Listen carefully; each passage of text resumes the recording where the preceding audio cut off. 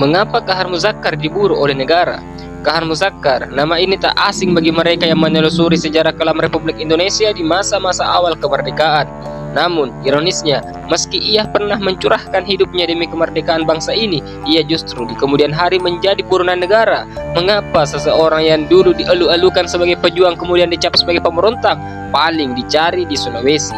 Sejak muda, Kahar sudah menunjukkan bahwa ia bukan orang biasa. Ia cerdas, vokal, dan memiliki daya tarik yang kuat. Ia meninggalkan Sulawesi dan merantau ke Jawa, lalu terlibat dalam organisasi pemuda Islam. Saat Jepang datang dan membentuk peta pembela tanah air, Kahar bergabung sebagai bagian dari perlawanan terhadap Belanda yang dinilai masih menancapkan pengaruhnya lewat sekutu. Setelah Indonesia memproklamasikan kemerdekaannya, Kahar menjadi tokoh penting dalam perjuangan bersenjata melawan Belanda. Ia membentuk Batalion 45 yang kemudian menjadi bagian dari Laskar Rakyat di Sulawesi Selatan. Ia tidak hanya bertarung melawan penjajah, tetapi juga berusaha menanamkan nilai-nilai Islam dan keadilan sosial dalam struktur pasukannya.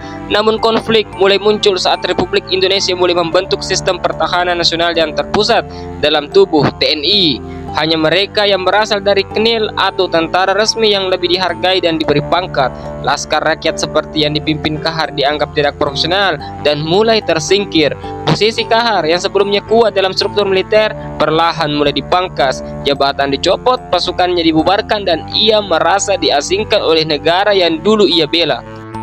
Kekecewaan Kahar tidak berhenti pada aspek militer semata. Ia melihat bahwa elit-elit Republik di Jakarta mulai menjauh dari nilai-nilai Islam dan keadilan sosial yang diperjuangkan.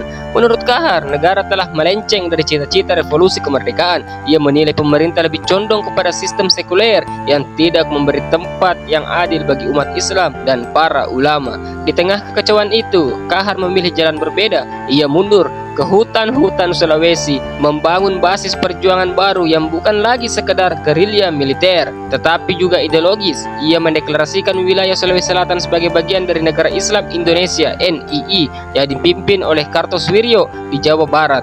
Bagi Kahar, inilah bentuk protes tertinggi terhadap negara yang dianggap telah mengkhianati umat dan perjuangan Islam. Keputusannya itu menjadikannya musuh negara. Pemerintah menyatakan Kahar sebagai pemberontak. Operasi militer besar-besaran diluncurkan untuk memburunya. Tapi Kahar bukan musuh biasa. Ia mengenal hutan Sulawesi seperti rumahnya sendiri. Ia punya jaringan luas, dan yang paling penting, ia memiliki simpati dari banyak rakyat, terutama kalangan santri, petani, dan tokoh agama di pedalaman. Gerakan Kahar bukan sekedar perang fisik. Ia juga mendirikan pesantren, menyebarkan dakwah, dan membangun sistem peradilan Islam di wilayah yang ia kuasai. Namun seiring waktu, kekuasaan di tangannya mulai berubah arah. Ia memberlakukan hukum-hukum keras seperti potong tangan untuk pencurian dan hukuman mati bagi yang dianggap membelot.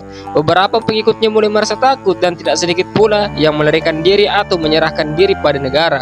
Meski begitu, pemerintah tetap kesulitan menangkapnya. Operasi demi operasi dilakukan, namun selalu gagal. Ia ibarat bayangan yang tak bisa disentuh. Tahun demi tahun berlalu hingga akhirnya pada 3 Februari 1965, tentara mengklaim berhasil membunuh Kahar dalam sebuah penyergapan, tapi mayatnya tidak pernah ditemukan. Hingga kini kisah kematiannya masih misterius. Setelah kematian yang masih diselimuti misteri itu, pengaruh Kahar Muzakkar perlahan memudar, namun warisan ideologisnya tidak serta-merta hilang. Di berbagai pelosok Sulawesi Selatan, cerita-cerita tentang perjuangannya tetap hidup. Ada yang mengenangnya sebagai pahlawan Islam, ada pula yang hanya mengingatnya sebagai pemberontak berdarah. Pemerintah Indonesia melanjutkan proses integrasi nasional dengan pendekatan militer dan birokrasi. Daerah-daerah yang dulu sempat dikuasai oleh gerakan DITI pun dipulihkan lewat program pembangunan dan pendekatan keamanan. Namun luka sosial yang ditinggalkan oleh pemberontakan itu tetap membekas. Banyak keluarga yang kehilangan anggota, baik karena operasi militer maupun karena hukum internal kelompok Kahar sendiri.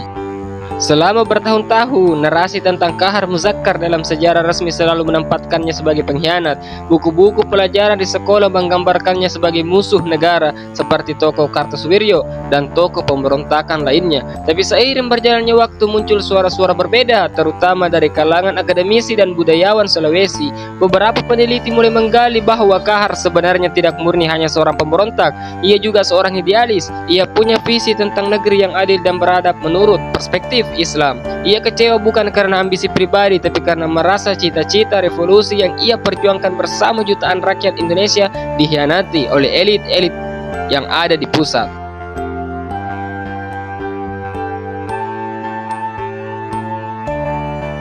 Dalam sebuah wawancara dokumenter pada tahun 1980-an, seorang ex-pengikut Kahar berkata, "Kami ikut Kahar bukan karena kami ingin memberontak pada negara. Kami ikut karena dia memberi kami harapan bahwa Islam bisa jadi dasar keadilan. Dia bukan orang sembarangan, dia hafal Al-Quran, dia adil, dia tak pernah ambil harta rampasan." Namun, tentu saja, pandangan ini tidak bisa menghapus fakta bahwa dalam masa pemberontakannya banyak kekerasan terjadi. Beberapa wilayah di Sulawesi Selatan mengalami ketakutan yang luar biasa karena eksekusi-eksekusi yang dilakukan oleh kelompok Kahar terhadap mereka yang dianggap pengkhianat. Rumah-rumah dibakar, warga disiksa, bahkan anak-anak tak luput dari trauma yang panjang. Negara dalam perspektif militeristiknya tidak punya pilihan selain menumpas pemberontakan itu demi menjaga kesatuan nasional. Republik yang baru berdiri tidak bisa membiarkan ada daerah yang memisahkan diri atau membentuk negara dalam negara, dan dalam kacamata itu Kahar Muzakkar adalah ancaman eksistensial. Namun, sejarah bukan milik satu narasi saja. Hari ini kita melihat bagaimana narasi-narasi alternatif mulai bermunculan di kampus-kampus, di forum kajian Islam, bahkan dalam diskusi daring. Tokoh seperti Kahar Muzakkar mulai dilihat sebagai simbol perlawanan terhadap ketimpangan dan pengingkaran terhadap janji-janji kemerdekaan. Kisah Kahar mengajarkan kita bahwa dalam negara yang plural dan besar seperti Indonesia, konflik bukan hanya tentang senjata, tapi juga tentang ide, nilai, dan identitas. Apa arti keadilan? Apa makna kemerdekaan? Siapa yang berhak menentukan nasib rakyat? Kahar telah mati atau menghilang, tapi pertanyaan-pertanyaannya tetap hidup. Tentang peran Islam dalam negara, tentang kesetaraan antara pusat dan daerah, tentang suara-suara dari pinggiran yang merasa tak didengar. Jika kita menilai Kahar hanya dari kacamata militer atau politik, mungkin kita akan terlalu cepat menghakimi. Tapi jika kita melihatnya sebagai manusia dengan latar belakang cita-cita dan pergulatan batin, maka kita akan melihat bahwa ia bukan sekadar pemberontak. Ia adalah representasi dari suara yang tak ingin dibungkam. Dan mungkin justru disitulah letak jawaban dari pertanyaan besar ini. Mengapa Kahar Muzakkar diburu oleh negara? Karena ia bukan hanya mengangkat senjata, tapi juga mempertanyakan dasar-dasar kekuasaan itu sendiri. Dan bagi setiap negara, pertanyaan seperti itu adalah ancaman yang paling mematikan.